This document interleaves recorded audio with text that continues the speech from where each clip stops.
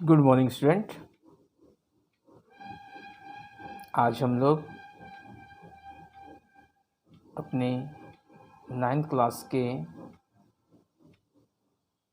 दूसरा अध्याय जिसका शीर्षक है भारत का पुरातन विद्यापीठ नालंदा और इसके लेखक हैं डॉक्टर राजेंद्र प्रसाद।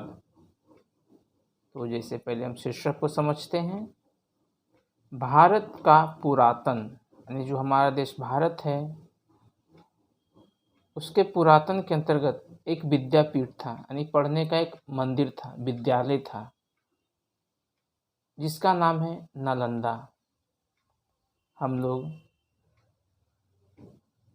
जानकारी पाते हैं कि पाटलिपुत्रा के अंतर्गत एक बहुत बड़ा विशाल विश्वविद्यालय था, नालंदा विश्वविद्यालय, जिसमें बहुत सारे बौद्ध भिक्षु लोग आकर पढ़ाई करते थे, विद्या ग्रहण करते थे।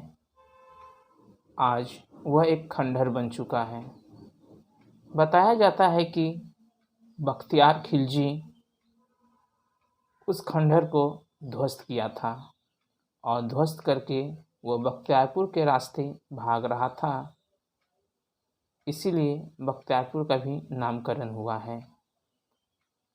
यह विश्वविद्यालय आज लोगों के लिए एक पुरातन दर्शनीय स्थल बन चुका है, जिसे बहुत से दूर दूर से लोग इस विश्वविद्यालय का दर्शन करने आते हैं। यहाँ से कि जो पुरातन जो इतिहास हमारा है जो जुड़ा हुआ है उसकी जानकारी पाते हैं। तो आइए आज हम लोग भी इस पाठ को पढ़ेंगे, भारत का पुरातन विद्यापीठ नालंदा।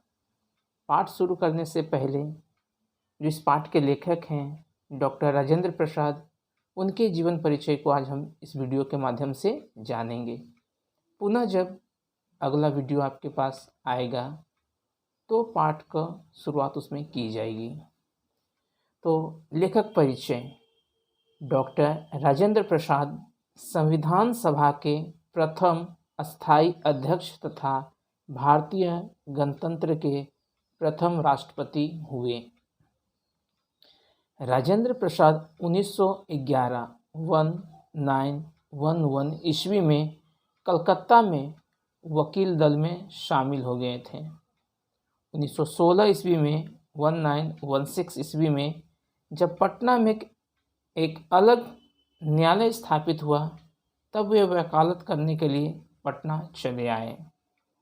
बिहार टाइम्स के संपादक महेश नारायण और सच्चिदानंद सिन्हा का सहारा पाकर राजेंद्र प्रसाद ने बिहार स्टूडेंट कॉन्फ्रेंस की स्थापना की। कोलकाता विश्वविद्यालय से MA तथा LLB की परीक्षा उत्तीर्ण की। कुछ समय के लिए मुजफ्फरपुर कॉलेज में अध्यापन का कार्य भी किया।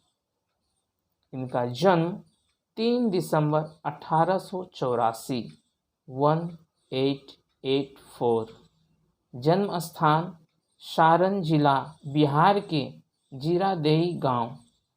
पिता का नाम महादेव सहाय, माता का नाम कमलेश्वरी देवी और इनकी मृत्यु 28 फरवरी 1963 ईस्वी में हुई। इनके बारे में कहा जाता है कि हिंदी की आत्मकथा विद्या में इनकी पुस्तक मेरी आत्मकथा का उच्च स्थान है। इनकी भाषा सरल, सहज एवं व्यवहारिक है। इनके निबंधों में संस्कृत, अंग्रेजी, उर्दू एवं बिहारी के शब्दों का समुचित प्रयोग किया जाता है। कहने का मतलब है इनके द्वारा जितना भी लेखन लिखा गया है उसमें बिहारी भाषा का बहुत ही जोर दिया जाता है। साथ साथ इनकी जो भाषा शैली है बहुत ही सहज और सरल होती है, जिसमें संस्कृत, उर्दू का भी आपको कुछ बखान मिलेगा। साहित्यिक शैली एवं भाषा शैली के साथ साथ इन्होंने विवेचनात्मक, भावात्मक, आत्मकथा आदि गद्य शैलियों का सुंदर प्रयोग किया है। तो जब इनका जितना भी भाषण है उसमें विवेचनात्मक, भावात्मक, आत्मकथा से भी जुड़ा बहुत सारी गद्य शैली मिलती है। हिंदी साहित्य में सादा जीवन और उच्च विचार के प्रतीक डॉक्टर राजेंद्र प्रसाद का हिंदी साहित्य में अद्वितीय स्थान है। ऐसा दूसरे का स्थान आज तक नहीं मिला है। हिंदी के विशिष्ट सेवक एवं प्रचारक के रूप में ये सदैव याद किए जाते हैं। और अगर कभी पूछा जाता है कि सादा जीवन उच्च विचार के प्रतीक के रूप में किसे माना जाता है, तो आप बखूबी डॉक्टर राजेंद्र प्रसाद का नाम बता सकते हैं। तो इस वीडियो के माध्यम से आज हम लोगों ने उनके जीवन शैली, साहित्यिक शैली, पढ़ाई लिखाई, जन्म, मृत्यु के बारे में जाना और नालंदा खंडहर की कुछ महत्वपूर्ण बातों को जाना है। अगले वीडियो में जब पाठ की शुरुआत की जाएगी तो नालंदा खंडहर, नालंदा विश्वविद्यालय के बारे में आपको विशेष रूप से बताया जाएगा। और मैं फिर सभी छात्राओं से अनुरोध करता हूँ कि आप मेरे इस यूट्यूब चैनल को ज़्यादा से ज़्यादा लाइक करें, शेयर करें और सब्सक्राइब कर लें, जिससे आपके पास नोटिफिकेशन मिलते रहे और आगे और बहुत सारे वीडियो आपको प्राप्त हो सके।